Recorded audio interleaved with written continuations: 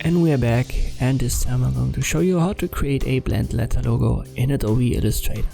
We've got the smart guides and snap to point activated on the view. When I use the type tool, left click, and I type in logo.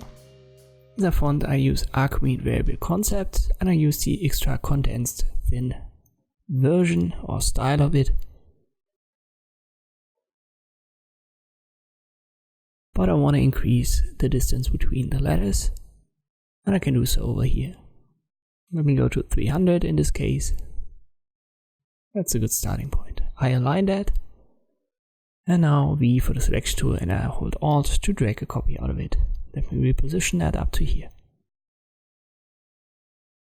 I've got a black full color for the one at the bottom, and I want to have a very light gray tone for the one at the top.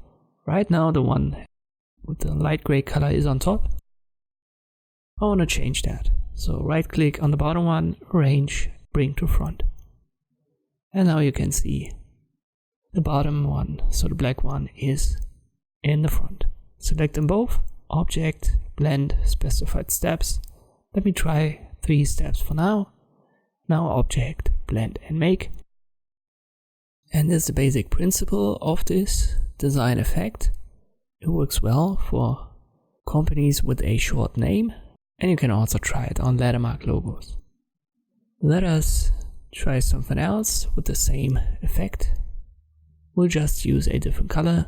So this turquoise blue for the one in the front, and I'll keep a gray tone for the one in the back, and now I just use the short key for the blending option, which is Alt-Control-B. I'm going to show you one other effect. You can simply increase the specified steps a lot. Let me try 15 for this example.